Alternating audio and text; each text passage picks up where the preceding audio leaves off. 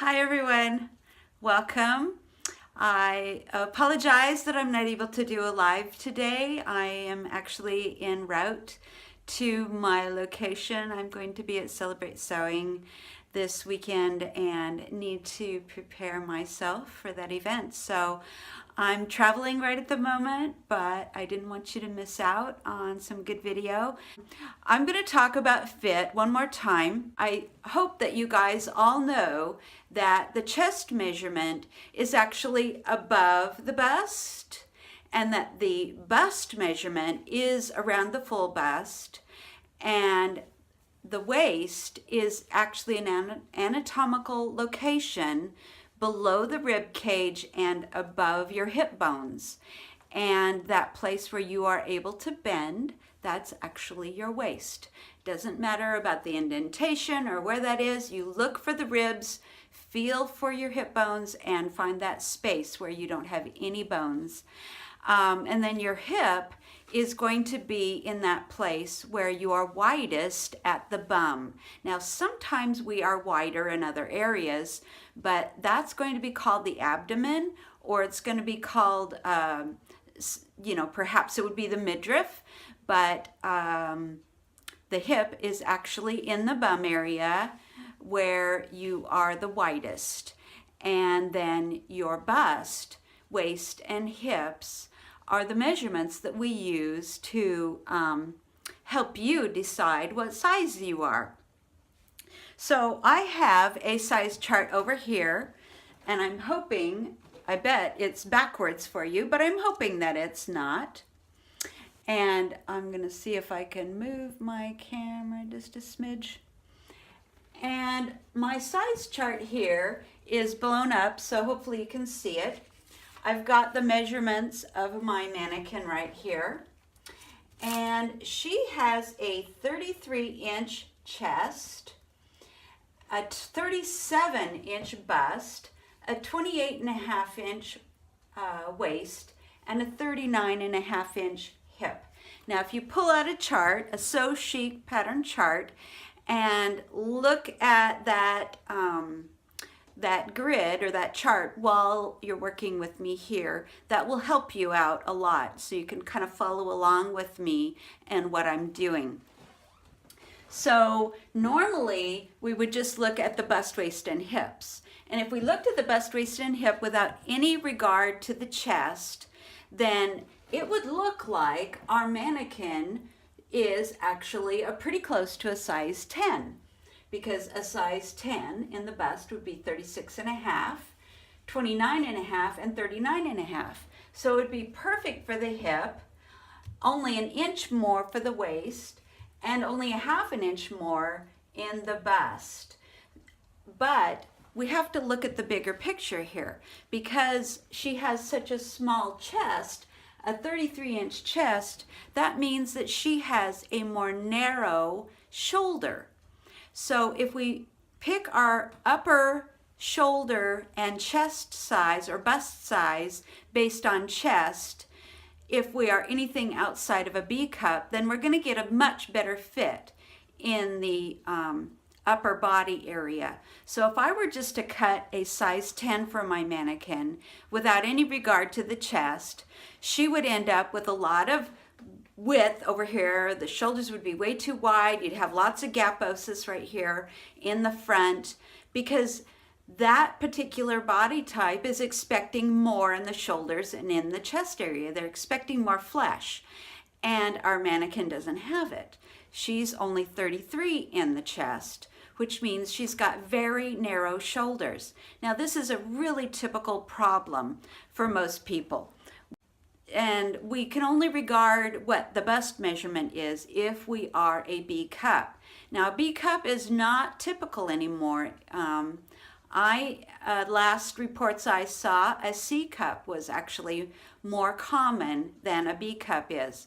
But Simplicity and many other patterns, including mine, assume a B cup.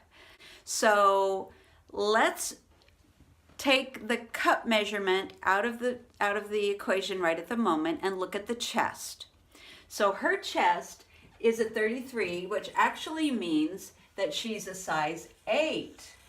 So if we make a size 10, she's going to be 1.5 inches too big in the shoulders, which is quite significant. So we do not want to use that for our bust measurement. Instead, we're going to cut a size 8, and then if we look at the waist, which is a 28.5, she only needs to add 1/2 inch to the size 8 for her particular measurements. And then her hip, of course, is 39.5. So from the waist to the hip, we need to actually transition from the size 8 to the size 10 for her hip. So all we need to do now, because of these measurements, is make a size 8, add a little tiny bit to the waist for her increased measurement there, and we've got a straight 8 going on, and then we would need to do a full cup adjustment. Now she's a 37-inch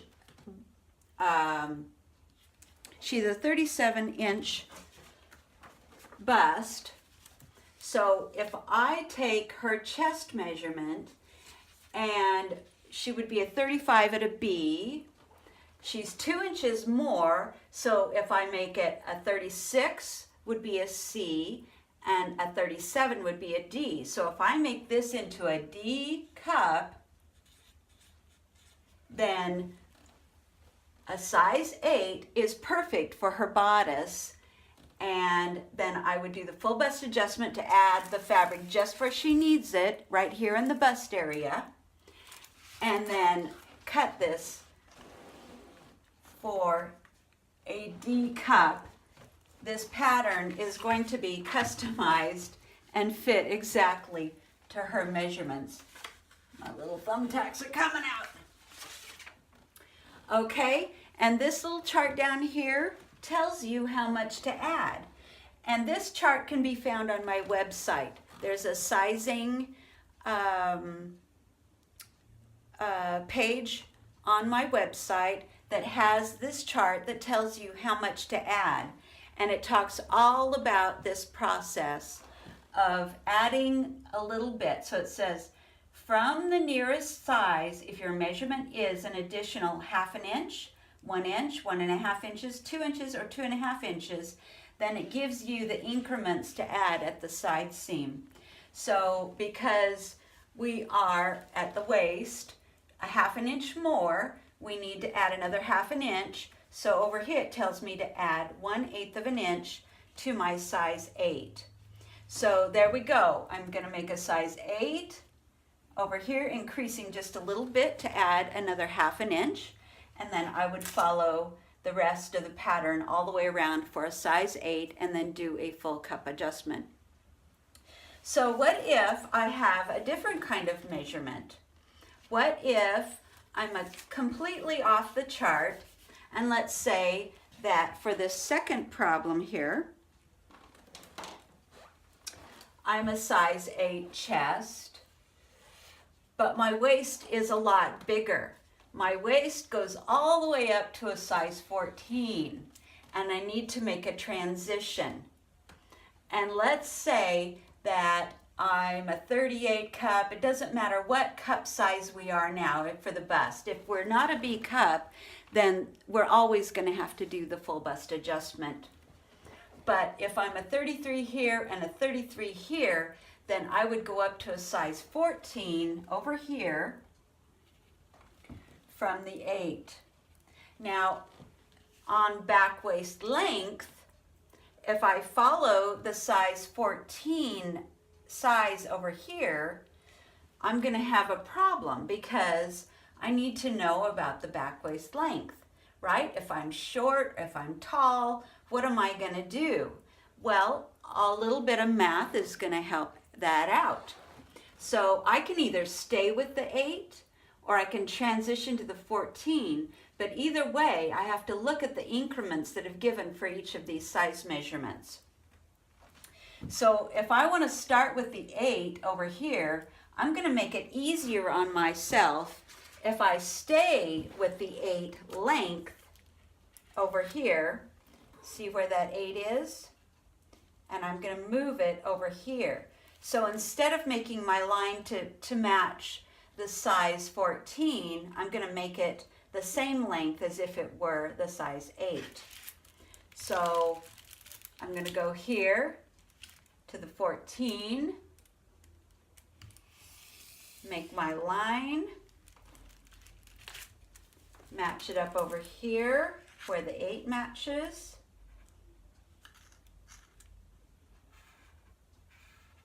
And then follow the 8 all the way down.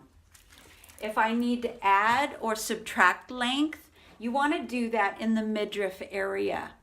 Unless you are really short here and you have a high bust, sometimes that can be a problem with teenagers. They have a very high bust, and it might make a difference for them. They have tiny, skinny arms, narrow shoulders, and maybe they're bigger around the middle. That would be an indication that maybe you need to do some shortening above the bust. But generally speaking, for most people, it's going to work out best to do your lengthening and shortening in this midriff area. Now on this particular pattern, this point right here, there's a lot of bust darts, or end points, I should say. This is not a bust point. This is an end dart mark. So that's what these are.